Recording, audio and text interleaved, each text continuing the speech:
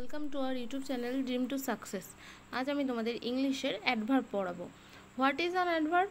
Adverb is a word use to modify to the meaning of a verb, adjective or another adverb. অর্থাৎ বাক্যের মধ্যে যে verb থাকবে, adjective থাকবে আর another adverb থাকবে বা অন্য একটা অ্যাডভার্ব থাকবে, সেটাকে যে মডিফাই করবে সেটাকে বলা হয় অ্যাডভার্ব।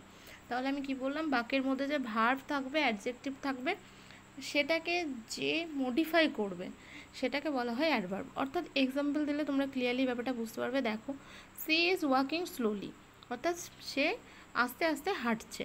তাহলে সে কিভাবে হাঁটছে, সে তার হাঁটার গতিটা কেমন, মানে ভার্বকে এখানে কোয়ালিফাই করছে। সে তো হাঁটছে, হাঁটছে কেমন? তাহলে সে হাঁটছে আস্তে আস্তে, স্লোলি। তাহলে এখানে স্লোলিটা হচ্ছে অ্যাডভার্ব।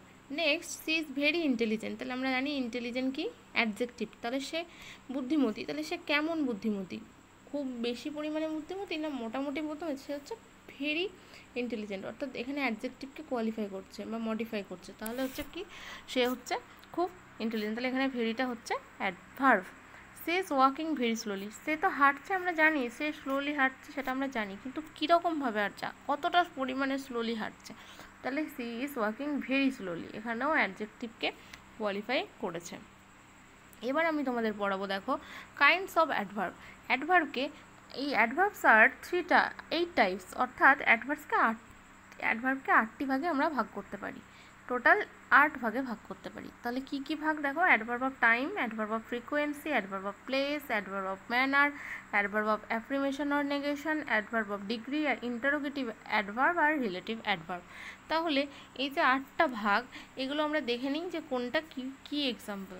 অ্যাডভার্ব অফ টাইম, অর্থাৎ এখানে শুনেই বোঝা যাচ্ছে যে টাইমের মধ্যে কোনগুলোর? বিফোর, লং, এগো, ইয়েট, নাও, শুন, সে এখন আসবে, সে পরে আসবে, সে তাড়াতাড়ি চলে আসবে, সে গতকাল আসবে, এগুলো সব হচ্ছে ইয়েস্টারডে, সব হচ্ছে অ্যাডভার্ব অফ টাইমের মধ্যে পড়ছে। নেক্সট আসছে অ্যাডভার্ব অফ ফ্রিকোয়েন্সি, অর্থাৎ সে সর্বদা কাজটা করে, always, once, seldom, usually, rarely, অর্থাৎ সে কাজটা সহজেই করে, কদাচিৎ তাকে রাস্তায় দেখা যায়, সেলডম। তাহলে এগুলো হচ্ছে কি? Adverb of frequency.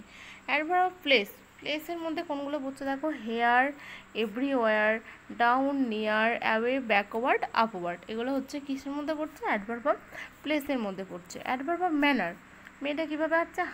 আস্তে আস্তে হাঁটছে, স্লোলি। সে মিষ্টি গান গাইছে, তাহলে সাউন্ডলি। মানে এগুলো সব হচ্ছে কি? Adverb of manner. Slowly, soundly, delightfully, bravely, easily, foolishly. সে ব্রেভলি, সে কাজটা খুব সাহসিকতার সাথে করে দিল, তাহলে সেটা হচ্ছে কি? Adverb of manner. নেক্সট দেখো, adverb of affirmation and negation, certainly, apparently, obviously, undoubtedly, এগুলো সব হচ্ছে কি? অ্যাডভার্ব অফ অ্যাফ্রিমেশন অর নেগেশনের মধ্যে পড়ছে। অ্যাডভার্ব অফ ডিগ্রির মধ্যে কোনগুলো পড়ছে? এই যে ভেরি, একটু আগে পড়ালাম যে she is walking very slowly, সে খুব আস্তে আস্তে যাচ্ছে।